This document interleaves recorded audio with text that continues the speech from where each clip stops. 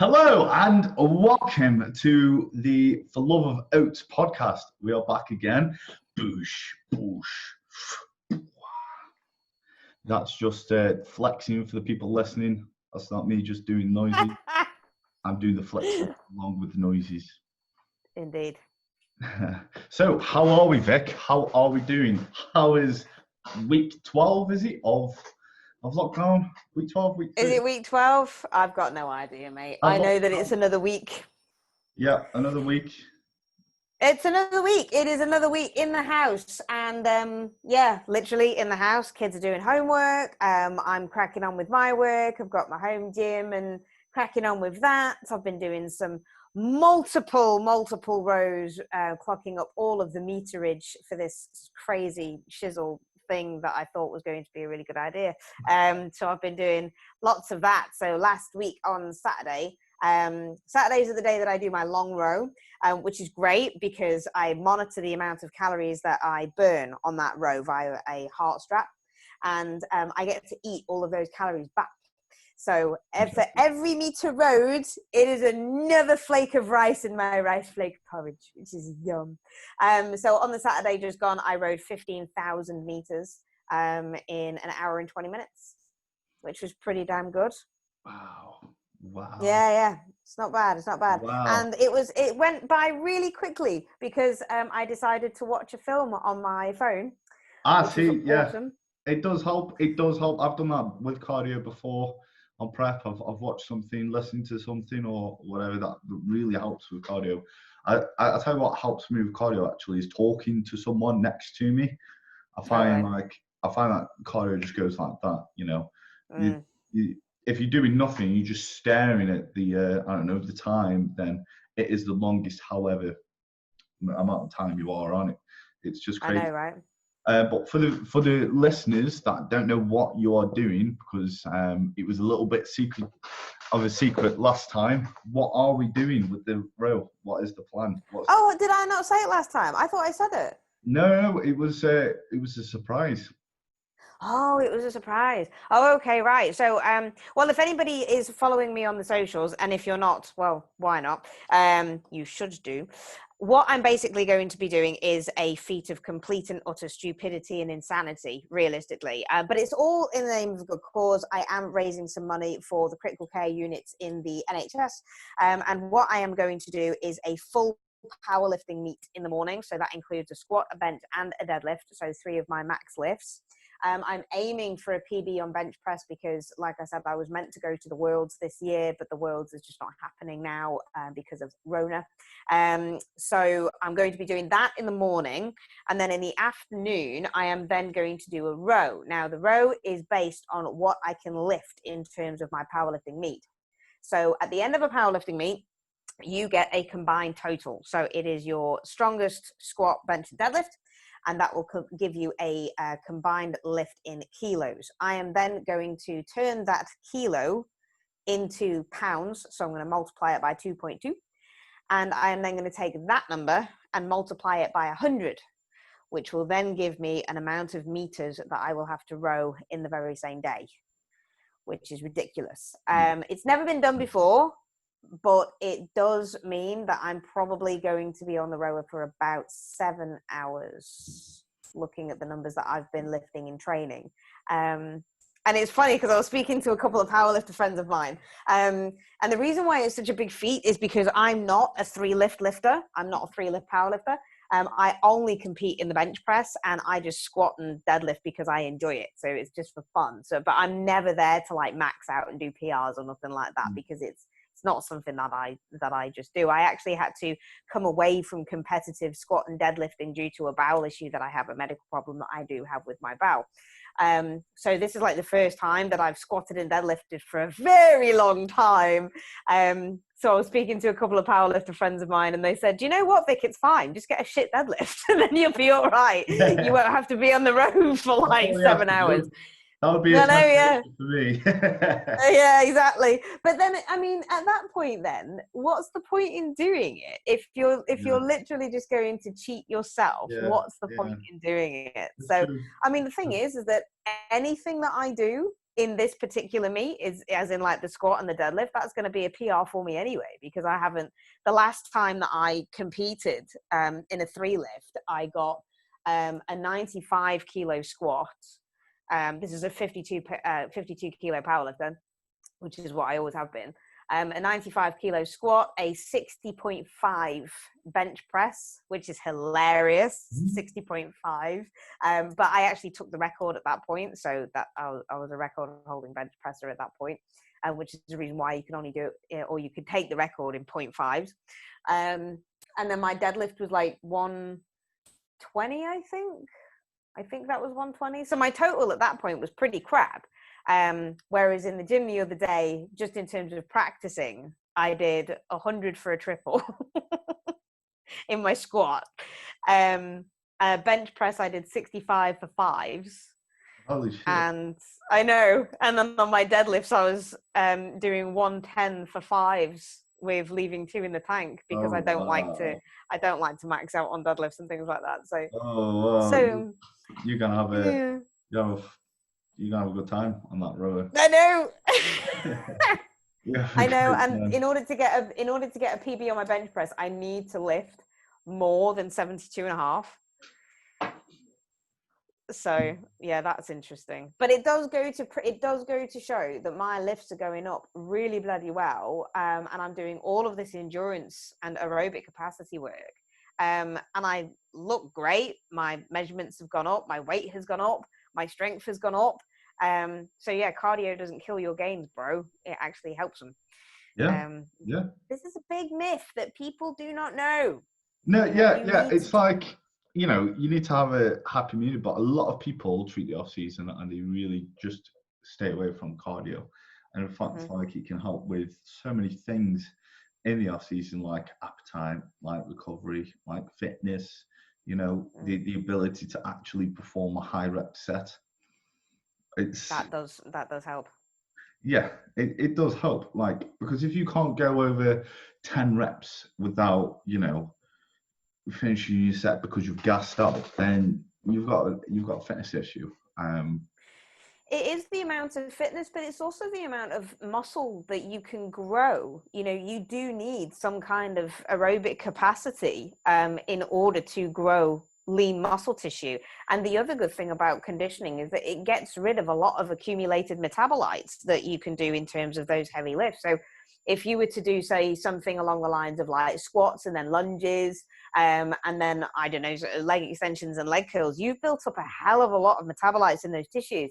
So if you were to just literally do 15 minutes worth of conditioning afterwards, you're going to eradicate all of those metabolites and actually help with muscle soreness, delayed onset muscle soreness the following day, which then means that you can train more often, more frequently, leading to more gains. So there is specific reasons as to why you should include cardio and conditioning into all of it. I'm not going to get into the science of it, but just things like the AMPK pathway and mitochondrial biogenesis, which are just really fancy scientific words that make me sound really fucking intelligent, but I do actually know what they mean. But just things like that are all mitigated by conditioning and cardio and aerobic work. So for people who literally just don't want to do any kind of aerobic work whatsoever, well, they're actually missing out on accumulating more lean muscle tissue. So it's very beneficial, which I am proof of. Yeah. Because I'm massive. I'm swole. So I did the burpee challenge, and you did. You didn't die. I didn't die. Molly was recording and Molly was counting. I got 7 minutes of burpees, and I got, what did I get again? It was just under 100. I think it was 97, 98, something like that. Yeah. And it was crazy. Molly said, 3 minutes in, I thought you were going to die, and then you had 4 minutes left. I didn't know.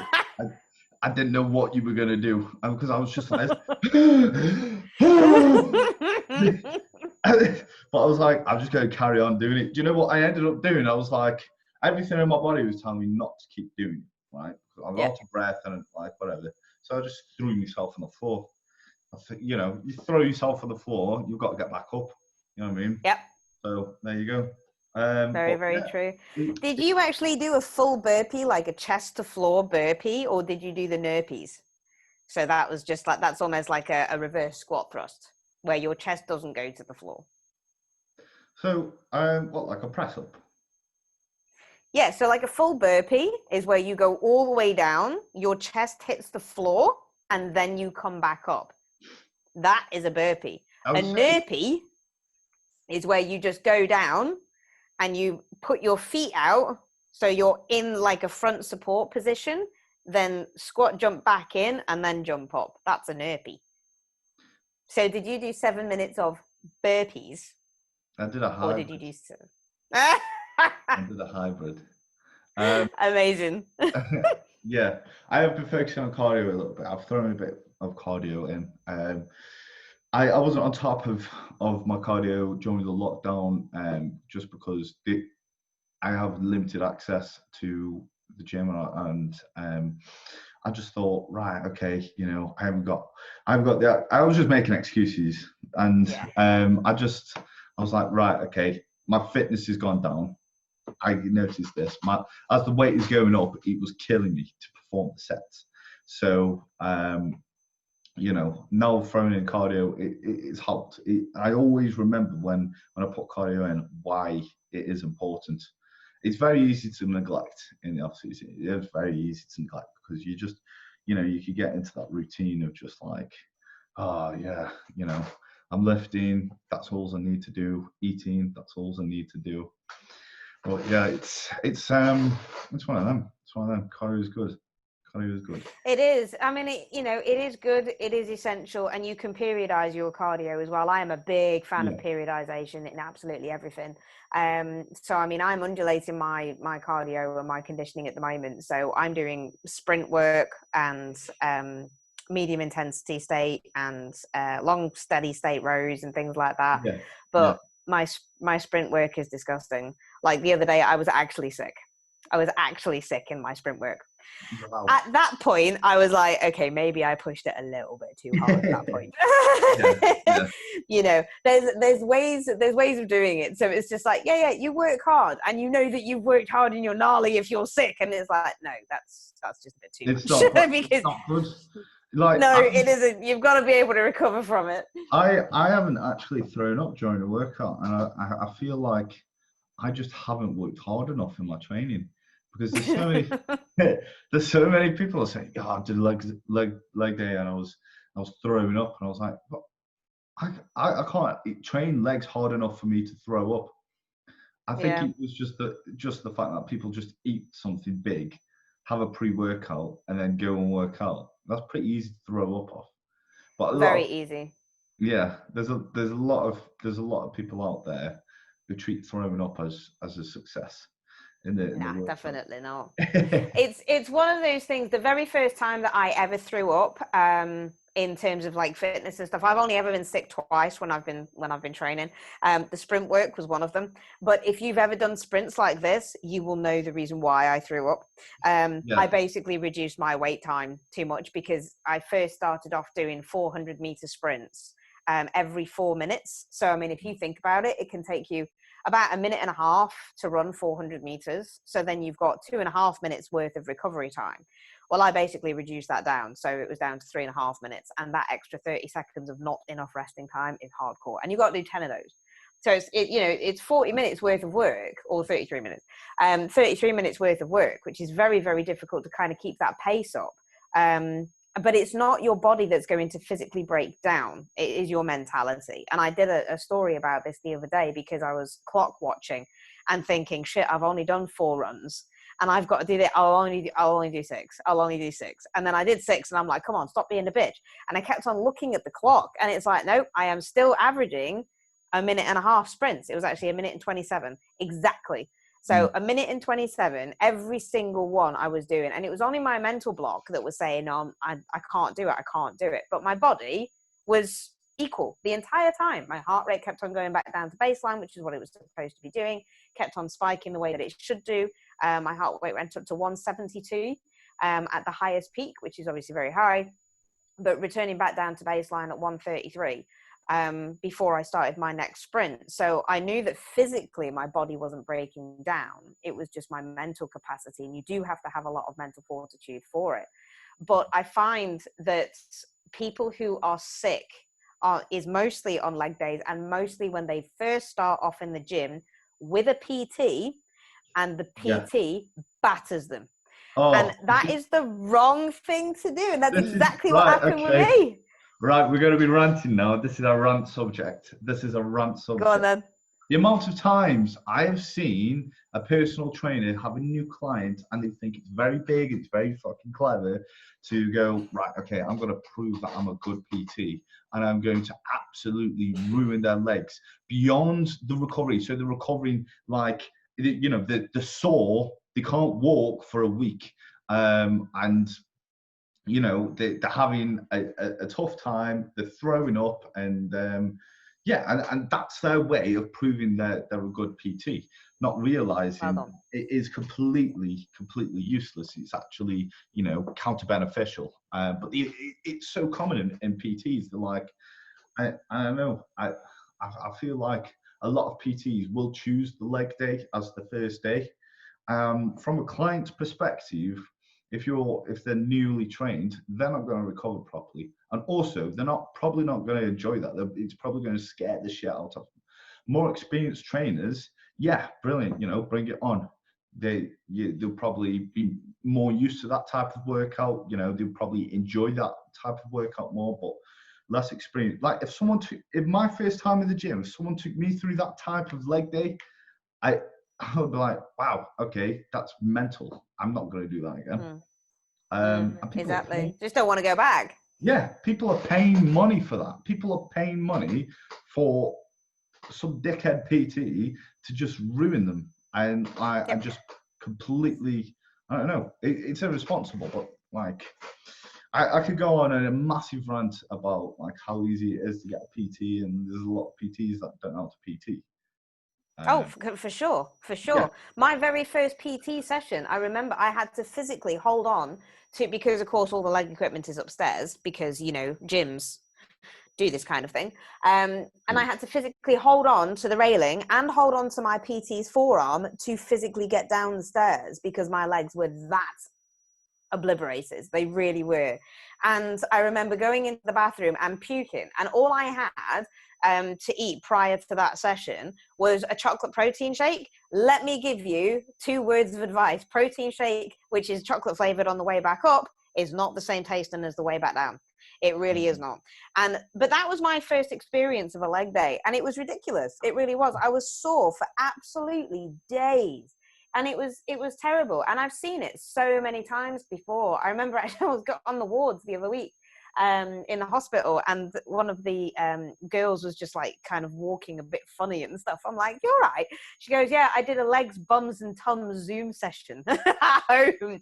And she was already walking like that. Now, if you think they're a completely untrained individual, but this, you know, we've all got to start somewhere at the end of the day. yeah. And if you think that a legs, bums and tums session, which is all body weight, air squats, you know, just like little step ups and things like that, maybe some skater plyos or something along those lines. If you think that that is going to cause that kind of muscle damage to the point where they walk like they've got a stick up their arse for a few days, imagine what things like a leg press, a hack squat, a pendulum squat, barbell lunges, dumbbell lunges, box step ups or jump or box jumps or something like that is going to do to somebody. They're just going to be in an insane amount of pain. And it's not good for muscle damage, muscle growth, weight loss, anything like that. Because what happens when you're in pain?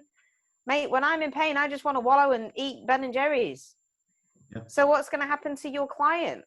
Yeah. They're going to wallow and want to eat Ben and Jerry's. Walk, and that's what they're going to associate training with. They're like, oh God, I don't want to be able to not be able to walk. Like I want to be able to walk, and so I'm not going to go to the gym because that's what the gym is. The gym is just pure pain, and there's a lot of clients that I've had, and they're a bit sore within the first week, and I'm like, right, that's the worst of it. That is the worst of it. I don't know. A lot of people don't consider recovery capacity. Nope. When they just don't. They just don't. And there's a lot of people think more is better, and these are trained, educated individuals giving plans out, recovery capacity, and they're like they're not regarding it, and they're like, yeah, okay, it's very well and good saying, oh, I've had a 3-hour session and I've done 1,000,000 sets, but you probably wasted an hour and a half of your time, and as well hindered your recovery and hindered your ability to get the result that you're after. And that is a bit of an issue at the moment. I've taken my days down to 4 at the moment. I'm trialing that out, trialing it out. I think Trialing it out. trialing it out, see what it's about. Because I I feel like it is a good idea to not constantly be changing what you're doing, but try things out in terms of your training, because there is a lot of people that have been training 20 years on the same split. And they've been doing the same thing. And sometimes, like, from how I first trained, from how I trained like a couple of years in to how I train now, they're all different. And it's about trying new things, trying, keeping what works, disregarding what doesn't, but at least you tried. And then you probably come up with that magic formula of what works for you. And like there was a period of time where I didn't log my lifts. There was a period of time where I was training 6 days a week. So there was a period of time where I would probably do like stupid amounts of sets on my shoulders. I would have a shoulder day. I'll do silly amounts of sets on my shoulders. You know what I mean? The classic bro split. And then I'm like, I'm gonna try push pull legs. Now I love it. It's great. It's something that suits me. So I would always recommend people to look for new avenues in terms of their training, but at the same time not be changing everything they're doing every week. Run with it for a little while, try that out, probably monitor it, what you get from it. The pros, the cons. If it works for you, great. If it doesn't, then carry on. Yeah. Yeah. No, it's interesting, isn't it, when people do these kind of things? I mean, I've changed my training, of course, in order to train for this endurance thing. But in terms of like my strength and my hypertrophy work, I haven't actually changed that at all. My split is still the same. I still train legs 3 times a week, which most people are just kind of like, what the fuck? But again, I don't batter my legs 3 times a week. There is a complete difference as to what I do. So on one of my leg days, for example, it's on my full body split, which is tomorrow. So I will do a full body, and my legs that I train at that point, I'll just have 2 insane sets on my legs. And do you know what I've actually found out works really fucking well in terms of like creating a lot of muscle damage without a lot of effort, but it's horrendous? Body weight sissy squats. Oh no, I know. Holy shit. Man, body weight sissy squats, I've incorporated this thing, right? So I do a drop set on a squat, which is it takes me about 4.5 minutes. So it's actually 6 sets, all back to back. So you'll take your working weight, you'll rep 10. You'll then rack it, wait a couple of minutes, wait a couple of seconds, unrack it again, and then just do as many reps as you can with that same weight. Re-rack it, drop set, repeat. So that's 2 drops. That's 1 set that I do, okay? 1 set. Then I will do a reverse or a walking lunge, and just do like 60 reps of those. Yeah, so basically 3 sets, 20 steps, right? It's realistically, it's all right. But you use the different angles, so you're using a dumbbell at that point. And then to finish it off, I'll literally just do a cluster set to burn out of a sissy squat. Now, the difference is that you actually turn your knees out. Turn your knees out, hold on to something, because you cannot do this kind of stuff without holding onto something. hold on to it, and just rep out those going all the way down and back up. No lockout, no nothing like that, until you are literally not being able to complete another rep. And then wait 15 seconds, do it again. And then wait 15 seconds and do it again. So the maximum amount that I do is like, I think it was like 64 reps that I did, just breaking it up into clusters until you literally go down and do 2. And it's like, yep, that's it. But that's the point. So you do that is a high intensity approach to hitting your legs. But it's also a little bit, I suppose, like a pump set, because those training methodologies are literally pump sets. Now, I do not do that in my upper body work that I do prior to that, because that's like my heavy bench press and stuff like that, right? Bench press, and to be fair, I do like 4 exercises. I'll do a bench press, I'll do a row, and then I'll do pull-ups, superset with bicep curls. Oh, sorry, I'll do some triceps as well. But that's it. That's all I'll do. And I'll do maximum 4 sets on my heavy lift, but my 4 sets are like 3 reps. So again, they're just heavy.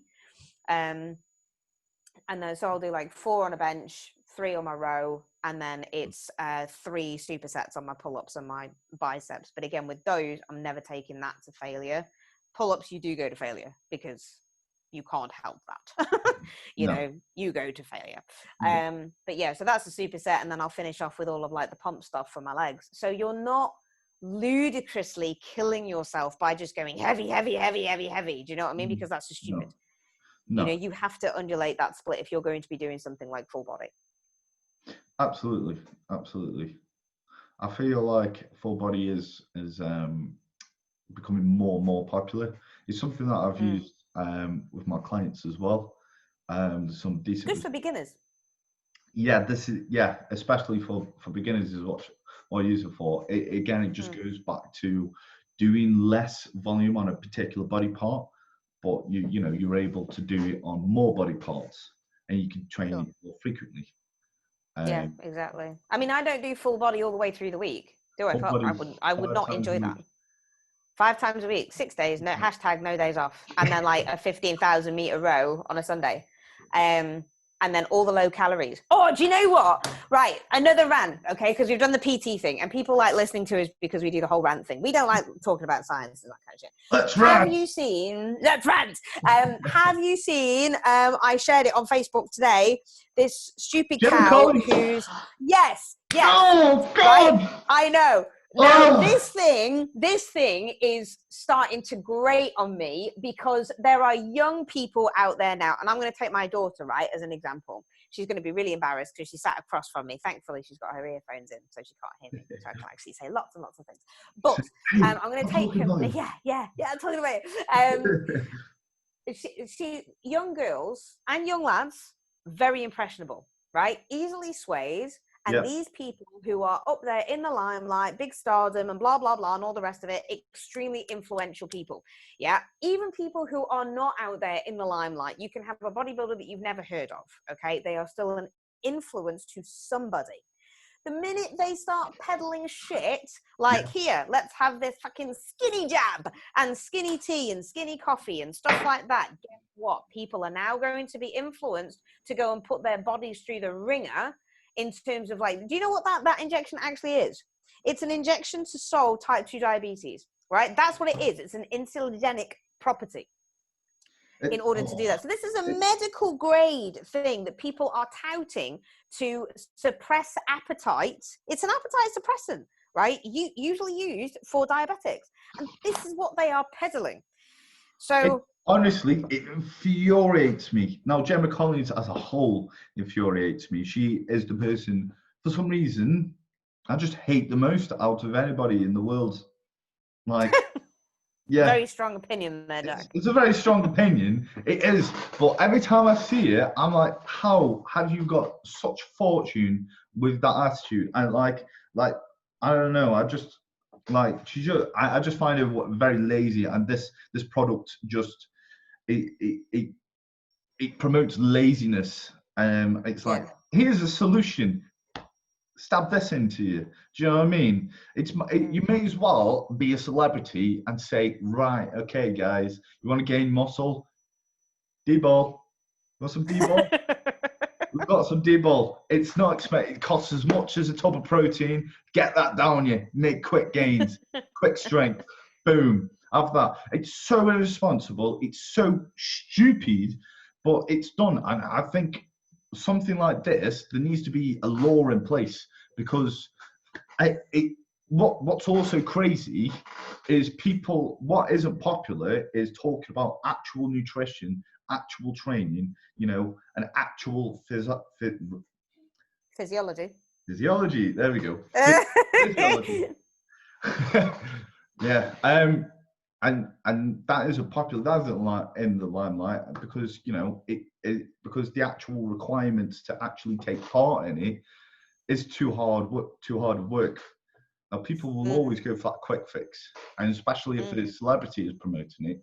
And I don't actually get why celebrities will undermine their hard work, because there's a lot of influencers and a lot of people out there saying, I've lost a lot of weight, and it's down to this product, or it's down to this, it's down to that, not actually down to being in a calorie deficit.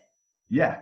It's not actually down to being in a deficit, not actually down to exercising and good habits. And they will not talk about that. They will not actually showcase that. And they're actually undermining their own transformation, probably for a bit of money. It's all for money. It's all for money, and it's all for promotion. I mean, to be perfectly honest with you, and I will be really truthful, I have no idea who this Gemma Collins is. No idea. Just saw it come up. No idea who she is. Call me an old fart, but to be perfect, I mean, I'm so glad you don't. I'm so glad. Less people need to hear about people like that. More people need to hear about people like us. Like us. But no, I mean, I don't know. Seriously, I don't know. I mean, my daughter says it all the time when she comes up with this. She's looking at me now. She heard me say my daughter. She's like, what? But no, she says something and she's like, oh, this person. And I'm like, who? Oh, are you serious? You really don't know who this person is? I'm like, no, because my face is not in social media all the time. And that is one of the problems. They're extremely impressionable. I mean, I take it that Gemma Collins is she on a reality TV show? Do you know who Gemma Collins is? Do you want me to tell you who Gemma Collins is? I'll tell you exactly. My daughter's just been like, yeah.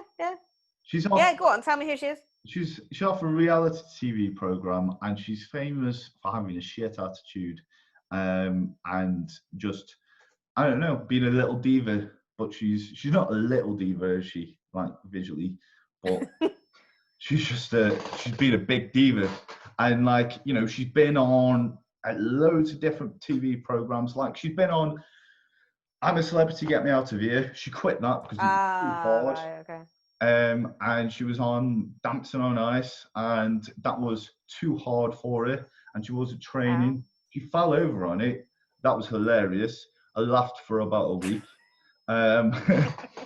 But it just annoys me how people such as this, who have a terrible work ethic, terrible attitude, are being given fame and fortune and respect. I know, and do you know, it's one of these things.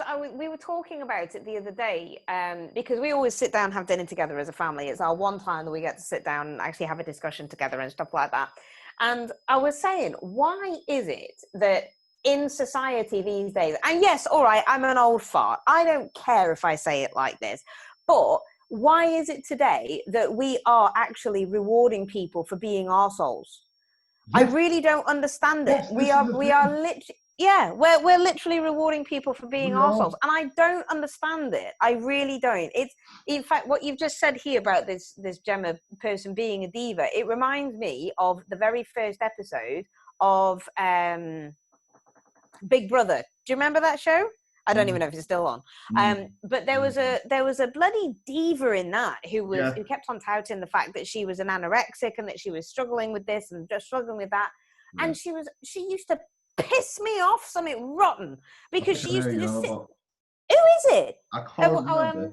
She used to kick off at the diary room, and she over stupid stuff and but this.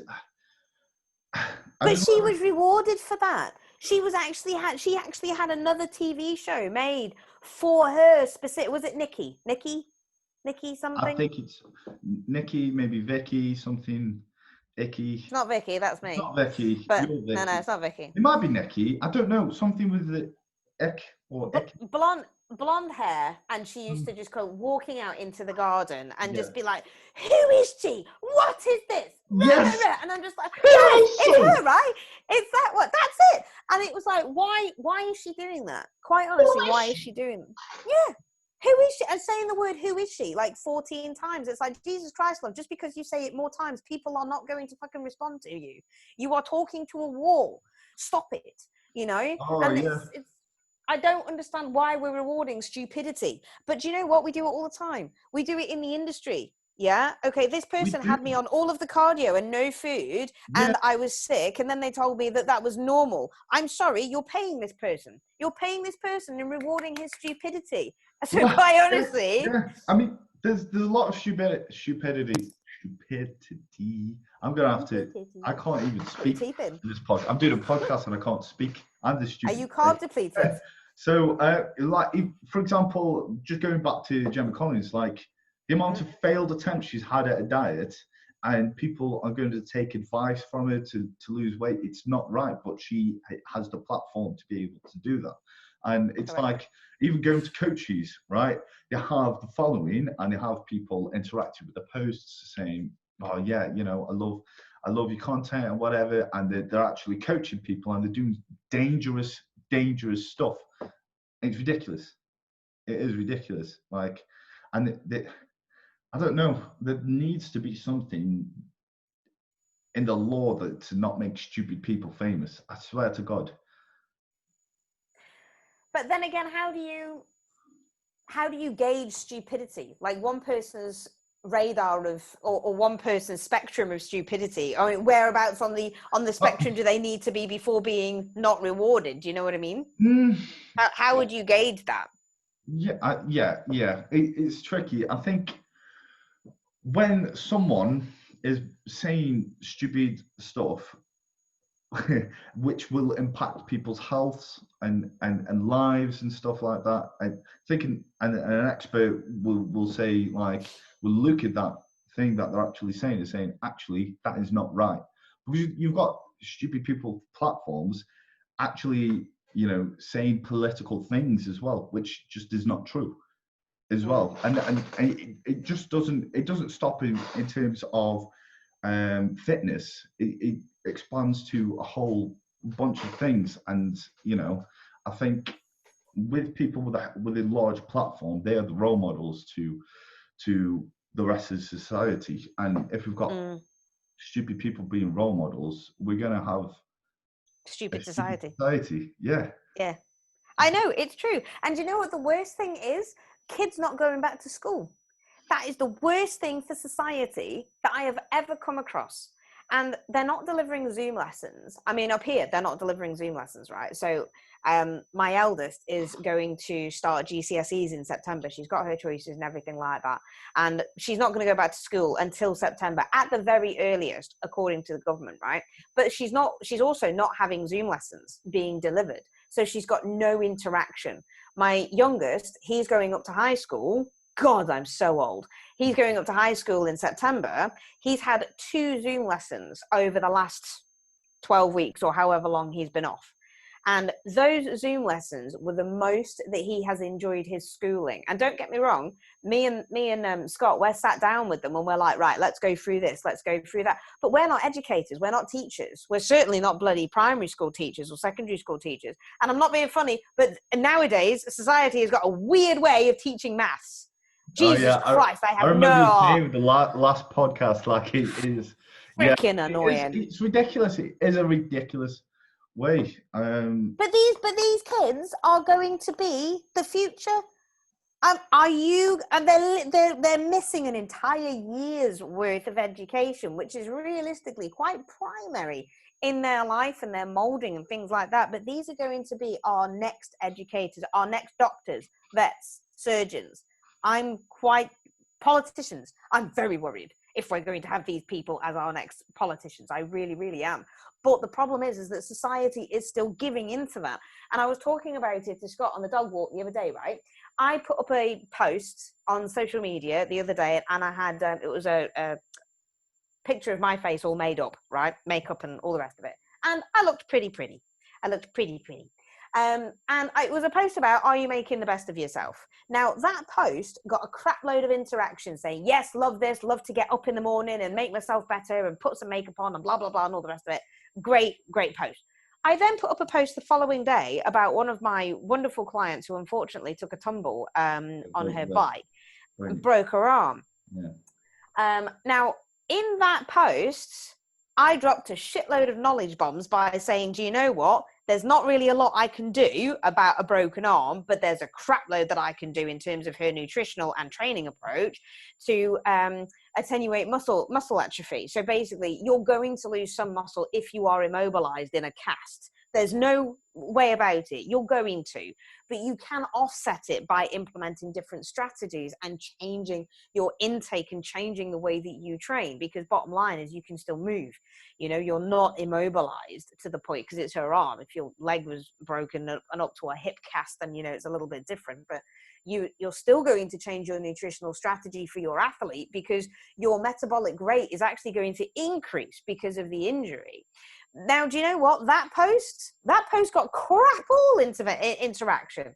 I got something like 70 odd likes on that particular post, whereas my one with a pretty makeup face had like 350.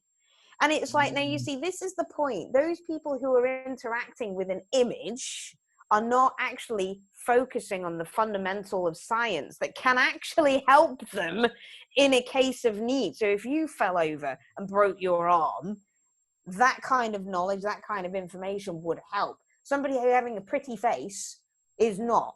But that's what people are looking for. They're looking for the society's influential bit on looking pretty. What happens in 10 years' time when I lose my prettiness?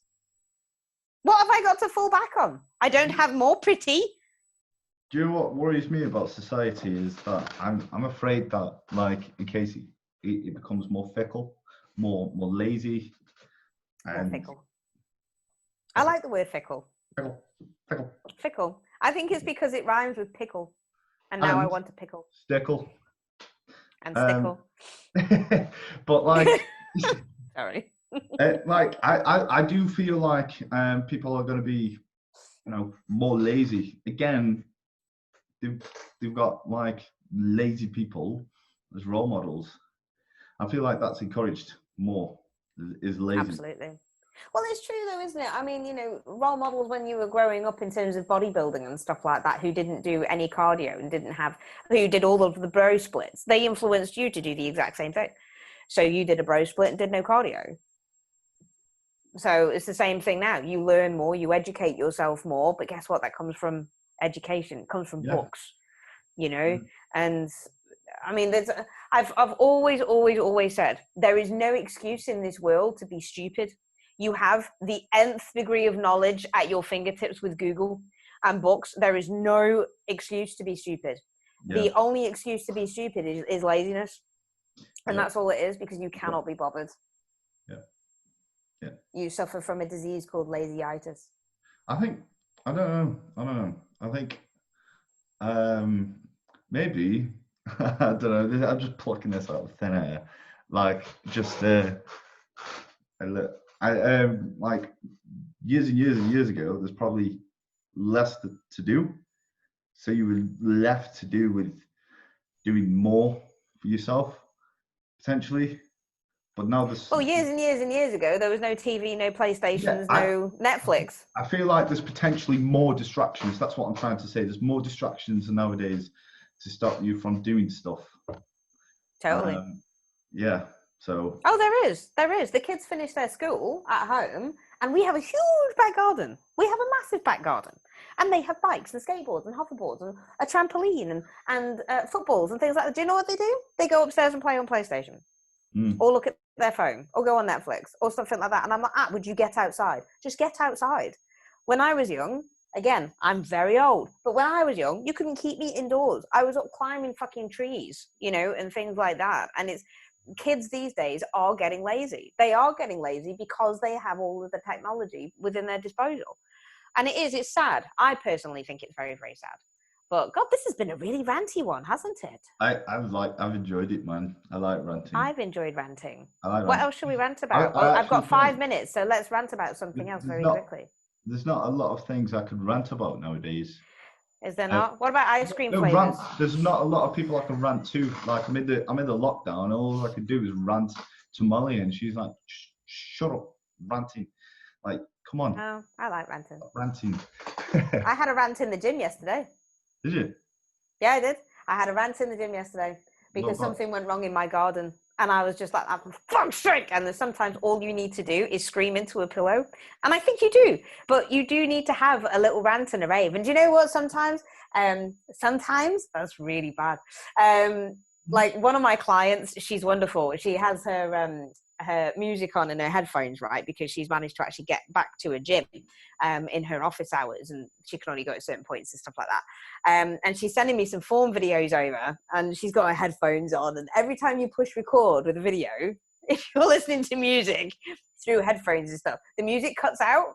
So when I'm watching this video, I'm like, this is really eerie. Because I'm watching you do like reverse flies or something like that, and there's no sound going on because she's not a noisy lifter either, you know, so you can just hear like the breathing and like silence. But the other day, yeah, exactly. But the other day I was in the gym and I was like, do you know what? I'm not going to put on any music because I literally need the headspace to do it. I just need headspace. So I didn't put anything on. And it was kind of bliss. It was really nice. And then you can do that, and like, you know, how often do you get the opportunity to do that? Not a lot. Really not a lot. You can't do that in a public gym unless their music is down. And then even then it's filled with grunting people. Yeah. And come on! One more rep! Lift heavier! One more! 10 reps later. One more! You haven't failed yet. You haven't been sick. You haven't been working hard enough. Yeah. And here, take this skinny jab. Do the rep for him. Come on! Yep. Oh God! I've seen that so many times. I saw one the other day actually on the I think it was one of the socials anyway. I can't remember. And they're like massive 3-rep PB, and I'm like, oh, push play on it. And like he didn't do one. No. He didn't do one. His spotter was there, and he was like, what the fuck, man? Right, this is my run. Okay. Right, last rant. I've got 5 minutes, dude.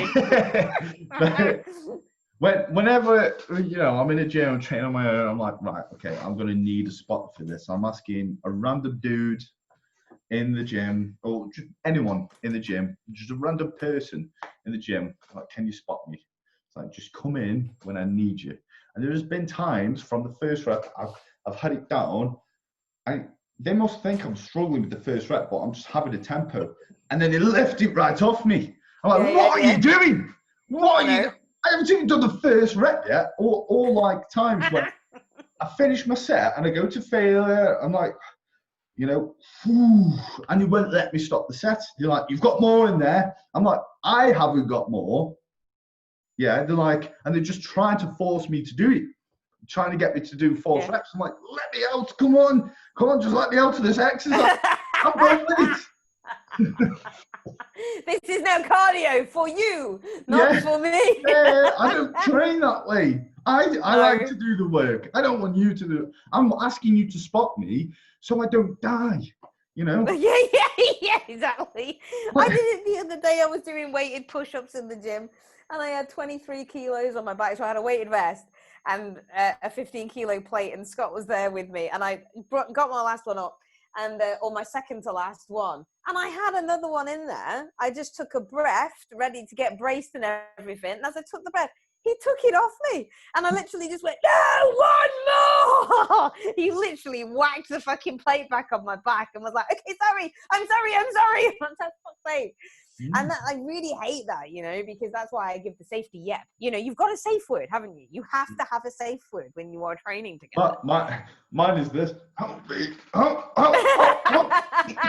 Mine's nope. I have to shake my head and go, nope. That's my safe word. It's like, I'm going to try it. And then I'm at the bottom of whatever. And it's like, Nope. That's not going anywhere. Safe words. That has to be the title of this one. Rants and safe words. That's Right. clickbait. Rants and safe words. Rants and safe words. On that note. On that bombshell. On that bombshell. We're out. We're out. So no, it's been a good podcast. We've ranted a lot on this one, but we have ranted a lot. And I just want to show you all how influential. She's gone.